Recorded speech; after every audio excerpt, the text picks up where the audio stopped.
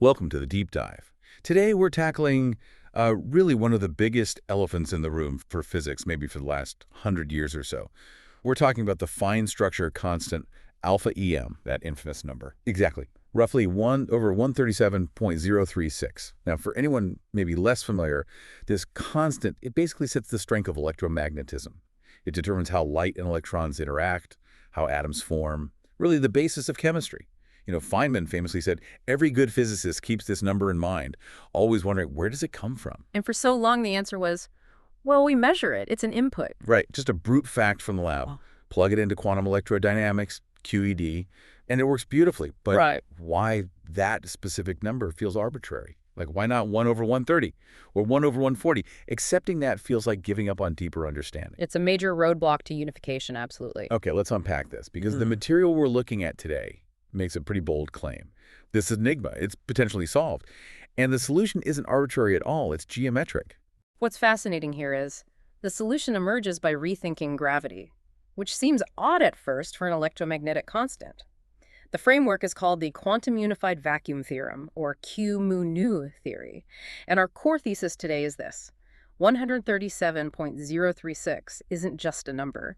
It's a necessary consequence of the universe's fundamental geometric structure. So geometry dictates the force strength. Specifically, the geometry of the quantum entanglement network that underlies spacetime. That's the claim. Okay. Our mission today, then, is to connect these dots. How do we get from quantum information and entanglement through changes to Einstein's general relativity all the way to deriving this specific number, 1 over 137.036? Showing how it goes from being just measured to being, well, calculated from the ground. Exactly. Derived, not just measured. All right, let's start with that maybe counterintuitive step. We want the origin of an electromagnetic constant, alpha EM. Why does this Qμ theory start by modifying Einstein's equations for gravity? Why mess with general relativity for this? Yeah, it's a good question. It's because alpha EM isn't just an electromagnetic problem. Fundamentally, it's a unification problem.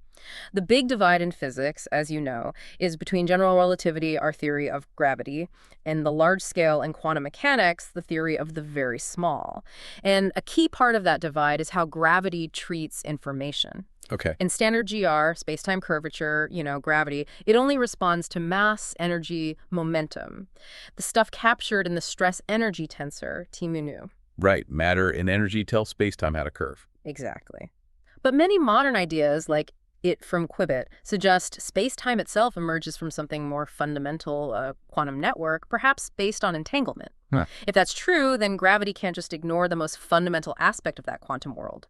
Information, specifically quantum entanglement. It must respond to it. So entanglement itself should have a gravitational effect. Precisely. The Qμ theory introduces what's called the entanglement correction tensor, represented as Qμ, specifically to account for this. It's the gravitational influence of quantum information and the vacuum's own fluctuations. Okay, so we're literally adding a new term to Einstein's field equations. So the standard equation is Gₘₙ plus lambda Gₘₙ equals essentially Tμ with some constants. Right. The constants being 8 pi g over c to the fourth. And now the equation becomes Gₘₙ plus lambda Gₘₙ equals 8 pi g over c to the fourth times Tμ plus this new Qμ term. Correct. So if Tμ is the energy momentum of regular matter and energy, what is Qμ conceptually? What's it representing? You can think of Tμ as the universe's physical stuff. Budget, mass, energy, pressure. Then Qμ is like the information stress budget. Information stress? Yeah, it's the stress energy that arises purely from the structure and dynamics of the underlying quantum vacuum, from entanglement. The theory insists this must be included because entanglement carries energy and momentum in this picture, so it has to curve space-time. And the goal is that this new structure, this Qμ term, isn't just tacked on, but its own internal logic will actually determine the fundamental constants. That's the core idea. Constants like alpha EM aren't arbitrary inputs anymore. They become fixed values required by the geometry and self-consistency of this Qμ tensor itself. Before we dive into the pieces of Qμ, I have to ask about conservation. Yeah. You know, the left side of Einstein's equation, the geometry side, Gₘₙ plus lambda Gₘₙ, it has this property. It's divergence-free. It mathematically guarantees energy and momentum conservation. The Bianchi identity, yes, crucial. Does adding Qμ mess that up? If it doesn't, how is conservation maintained? No, it absolutely cannot mess it up. That's like rule number one for any modified gravity theory. It must respect that underlying mathematical structure of GR.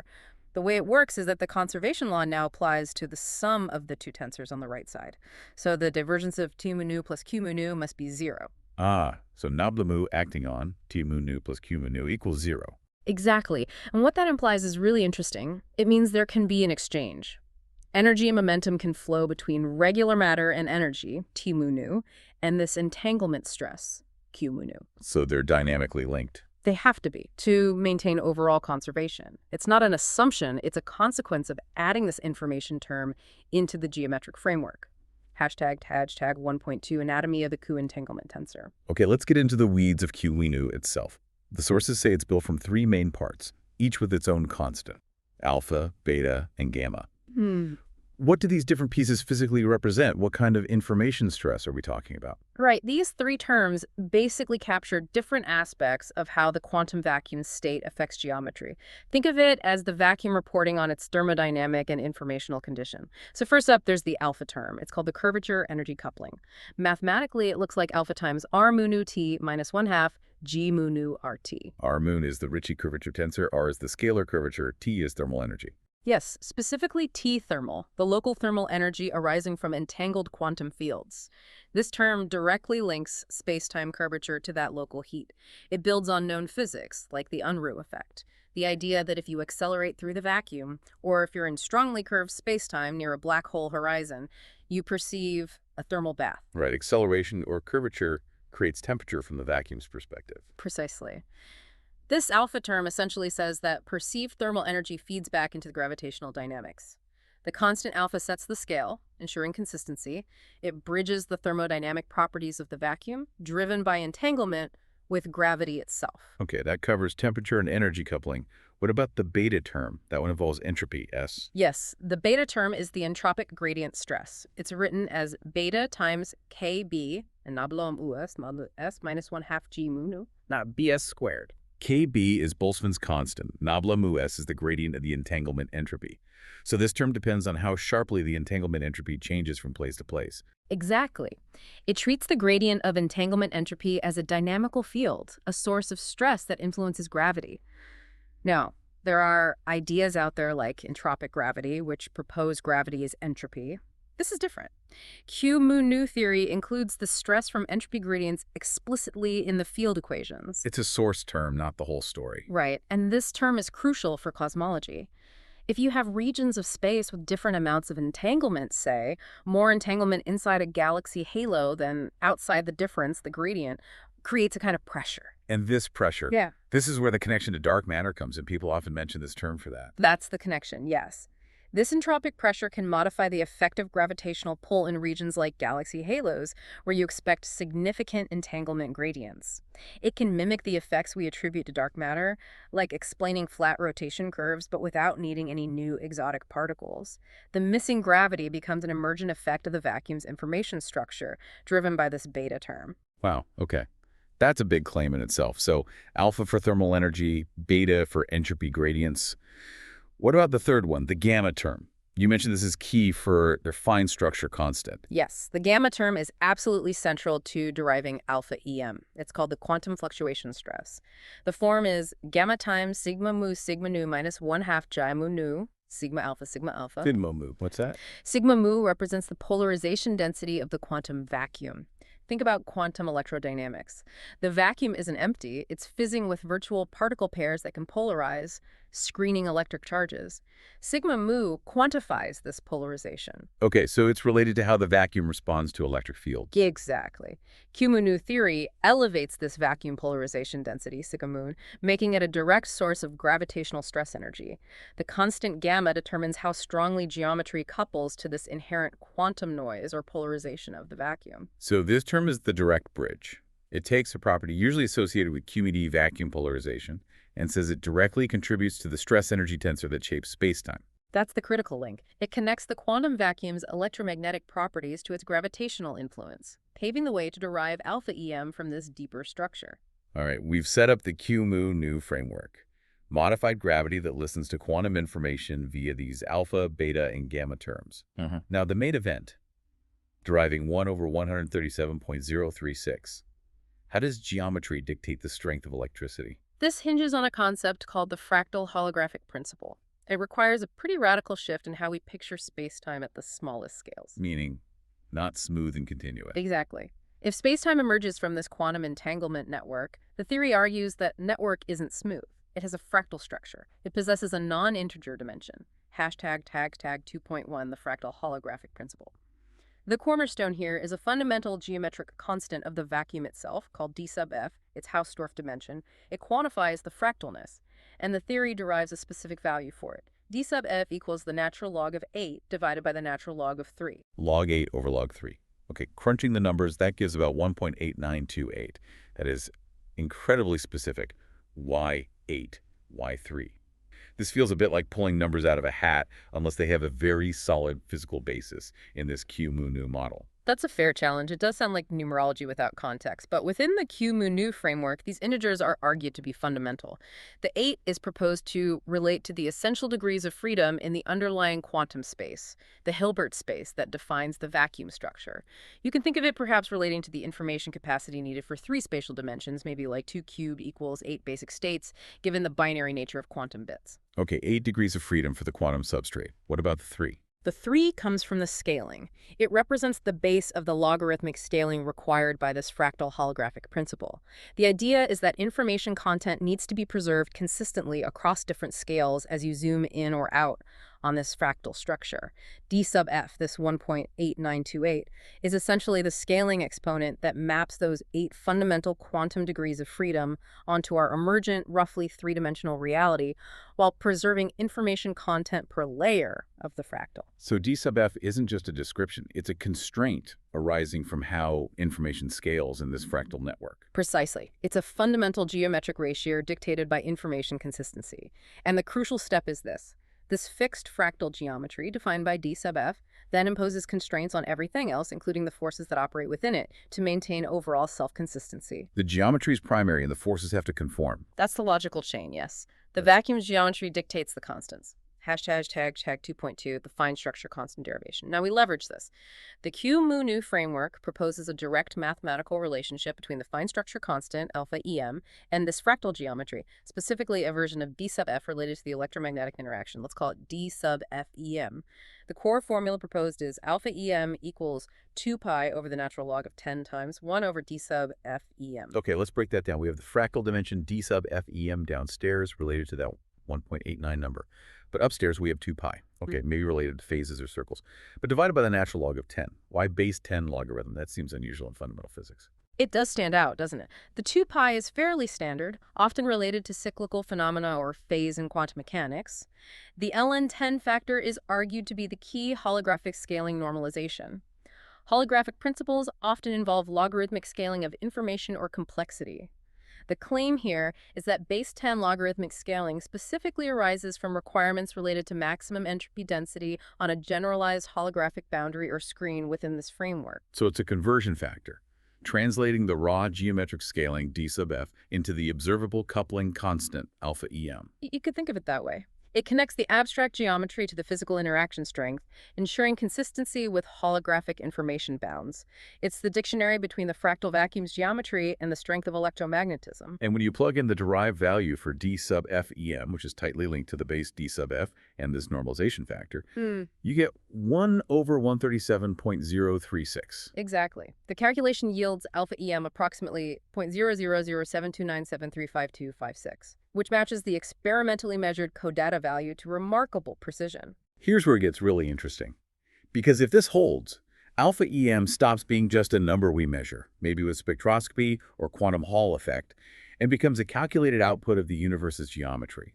Why hasn't this path worked before? People like Eddington tried similar things ages ago. Right. There's a history of trying to derive alpha EM, often using pure number theory or particle physics ideas. The argument here is that those attempts failed because they missed the foundational geometric constraint. This framework suggests the value is fixed by the vacuum's fractal structure before you even consider specific particles. It's a property of the stage itself, not just the actors. If the universe has this D sub f dimension, alpha EM must take this value for the whole system. information, geometry, forces to be self-consistent. It's a cosmological fingerprint. Hashtag tag 2.3, the gamma constant connection. Okay, let's connect back to the Qμ tensor components. We talked about the gamma term, the quantum fluctuation stress being the dimensional bridge.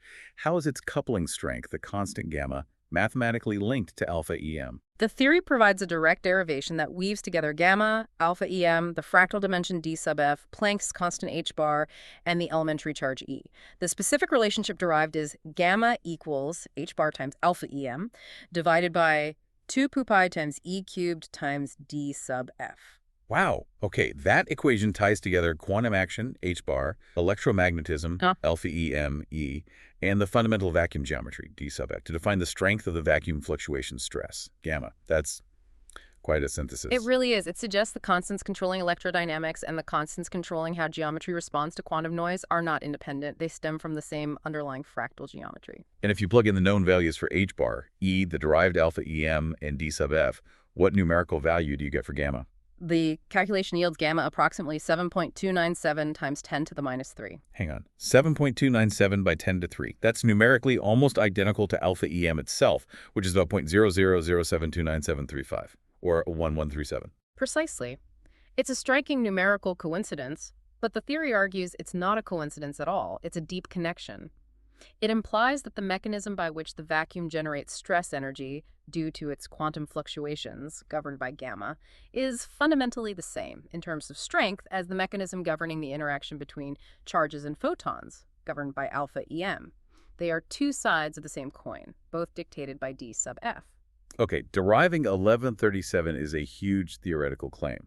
But does this Qμ framework, with its alpha, beta, gamma terms and fractal geometry, does it actually solve real-world astrophysical or cosmological puzzles? That's the real test, right? Absolutely. A theory of everything needs to explain observations. And the Qμ framework suggests these entanglement corrections aren't just Planck-scale curiosities. They have effects across cosmic history, potentially resolving major tensions. Like the Hubble tension. That's a big one. The huge disagreement between the Hubble constant, H0, measured from the early universe, like the cosmic microwave background, and measurements from the late universe, like supernovae. Exactly. The key insight from Qμ theory here is that the entanglement correction isn't constant. It runs with scale, energy scale, or distance scale, which is typical for fractal systems. This leads to scale-dependent effective coupling constants. So gravity doesn't behave quite the same way on all distance scales or at all times? Effectively, yes.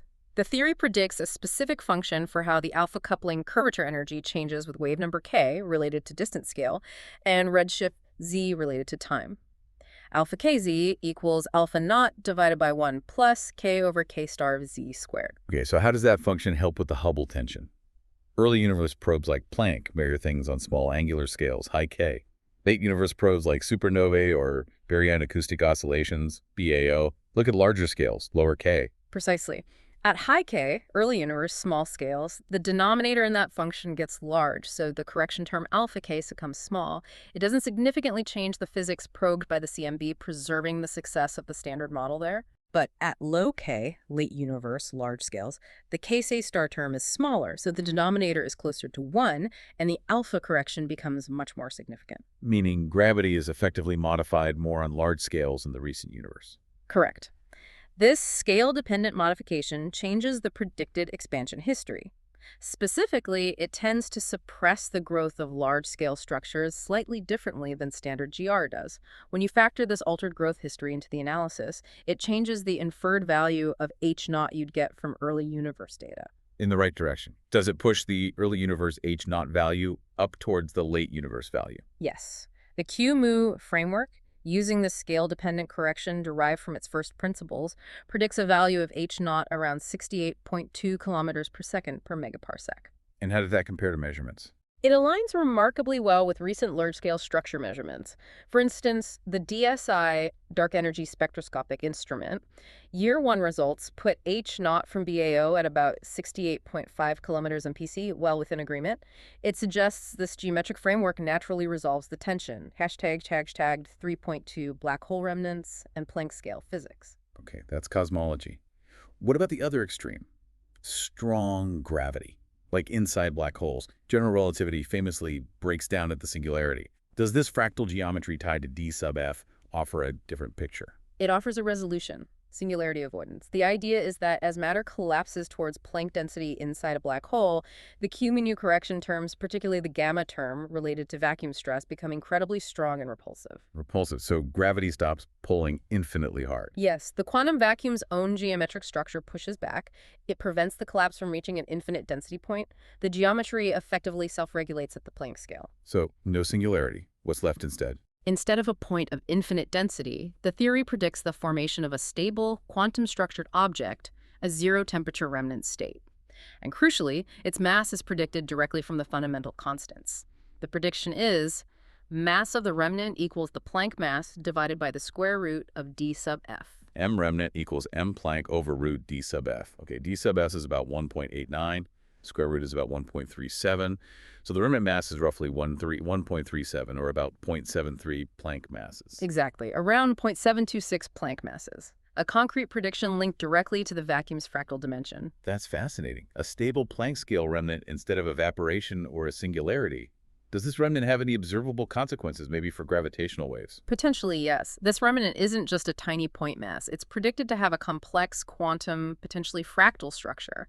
It might possess internal modes of vibration, like collective excitations. Like sound waves in a crystal, but for this Planck-scale object. Sort of analogous, yes. So when two black holes merge, the final object isn't just a smooth classical Kerr black hole settling down. It's a Kerr black hole containing the structured remnant core. This internal structure could interact with the ring-down phase the gravitational waves emitted as the merged black hole settles. It might imprint subtle features, like secondary high-frequency modes, or perhaps modify the decay rate of the main modes in a characteristic way. So high-precision gravitational wave detectors might eventually be able to see the signature of this quantum core. That's the hope. It would be incredibly powerful evidence for this kind of quantum gravity structure if we saw those deviations from classical predictions in the ring-down signal. Okay, theory looks good, solves big problems conceptually, makes predictions for future observations. Yeah. But what about now? Has any part of this Qμ framework, especially these alpha, beta, gamma constants, been directly constrained by actual data? Yes, the source material highlights a specific test using astrophysical data gamma ray bursts, specifically GRB 130427A, observed by the Fermi Gamma Ray Burst Monitor. How can a GRB test this? It tests a key prediction. If the vacuum has this quantum structure described by Qμ, the propagation of light through it might not be perfectly simple. The entanglement corrections could lead to a very slight energy dependence in the speed of light, especially over cosmological distances. High-energy photons might travel effectively faster or slower than low-energy ones. A violation of Lorentz invariance, essentially. A subtle energy-dependent modification, yes. So the analysis looked for tiny time delays between the arrival of high-energy and low-energy photons from this extremely distant and bright GRB. The Qμ theory predicts a specific mathematical form for this energy-dependent dispersion. And the analysis found that the observed time delays across a huge energy range were clearly inconsistent with the speed of light being constant. How inconsistent? The results showed a strong preference for an energy-dependent speed of light, consistent with the structure predicted by the theory. Statistically, it was a 4.0 sigma rejection of the null hypothesis, constant speed of light. 4 sigma is significant. That's usually considered strong evidence in particle physics. Okay, so the effect seems to be there. Did they extract values for the Qμ constants, like alpha or gamma, from this data? They did extract constraints. Now, this is where we need to be careful, connecting back to our earlier discussion. The analysis used a specific, somewhat simplified dispersion model to fit the data and extract parameters they also labeled alpha and gamma, but these might not be identical to the fundamental constants in the full tensor equation. Okay, so what values did this experimental fit give? For the parameter related to the curvature energy coupling, the fit yielded alpha equals 8.3 plus or minus 2.1 times 10 to the minus 17 in the appropriate units. All right, so a measured constraint on the alpha coupling. What about the gamma parameter from the fit, the one related to quantum fluctuations and theoretically to 1137? The value extracted for the gamma parameter in this specific experimental model fit was gamma approximately minus 1.14 plus or minus 0.23. Wait, minus 1.12. But the theoretical derivation we discussed earlier gave gamma as positive 7.297 times 10 to the minus 3, numerically the same as alpha EM. That's Not just different. It's a completely different order of magnitude and the wrong sign. It is a stark difference numerically. Doesn't that completely contradict the theoretical link between gamma and alpha EM? Does it break the derivation of 1137? Not necessarily, but it highlights the complexity. We have to distinguish the fundamental constant gamma appearing in the full Qμ tensor from the effective parameter, let's call it gamma prime, extracted using a simplified, often linear dispersion model in the experiment. The actual time delay depends on the full nonlinear theory, involving potentially complex functions of scale and energy, not just the bare constant gamma alone. The experimental analysis provides a first-pass constraint based on an approximation. So the experimentally measured -1.14 might be some effective parameter related to the true gamma, but not identical. That's likely the interpretation within the framework. The linear approximation used in the fit might not capture the full physics. However, the result is still crucial. First, it strongly indicates some energy-dependent effect exists, the 4 sigma result. Second, it provides the first observational constraint on the sign and magnitude of this effect at these energies, even if it's within a simplified model. The negative sign in that fit suggests a trend towards higher energy photons arriving slightly earlier, superluminal tendency in that model, which needs to be understood within the full theory's causal structure. Okay. And importantly, the constraint on the other parameter, alpha, was derived and seems consistent. Yes, the constraint on the alpha parameter, 8.3 plus minus 2.1 by 1017, provides the first direct measurement constraining that part of the Qμ tensor using real data. It confirms these entanglement corrections are, in principle, detectable and physically active. The theory is making contact with observation, even if refining the precise values and reconciling the different gamma parameters requires more theoretical work and likely better data or analysis techniques. #tag outro. So, if we connect this all back to the bigger picture, the argument is that this Qμ theorem offers a geometric origin story for alpha EM, that stubborn 1 over 137.036 number. It's derived, not just measured, coming directly from the constraints imposed by the vacuum's fractal dimension, d sub f. It's presented as a unifying principle connecting electromagnetism, quantum information, gravity, and even offering paths to resolve things like dark matter effects and the Hubble tension. So what does this all mean? For us, for how we think about physics? Well, it really shifts the perspective on fundamental constants, doesn't it? Instead of seeing them as just arbitrary numbers dialed into the universe at the Big Bang, maybe they're necessary outcomes, geometric consequences of the vacuum having this specific fractal information-based structure. Exactly. The strength of the electric force wouldn't be an accident, but a requirement for a self-consistent reality built on this d sub f foundation. Every atom, every star, governed by constants that are ultimately echoes of this single fractal dimension, d sub f, about 1.8928. That's the picture painted by the theory. Okay, so here's something to chew on, our final provocative thought. If this picture's right, what if d sub f were slightly different? Imagine a universe where the information scaling rule gave, say, d sub f equals 1.95 instead of 1.89. Would electromagnetism just break? Would atoms fly apart? Or would the fundamental constants, like alpha EM, automatically adjust themselves? Would the vacuum structure simply demand a different value for 1 over alpha EM, maybe landing near 1 over 145 or something, ensuring that reality remains stable and self-consistent, just different? Does the fractal geometry dictate the constants, or does it select the most stable set of constants possible for its structure? Is it descriptive, or is it optimizing? A universe that tunes itself based on its fundamental geometry. That's definitely something to think about.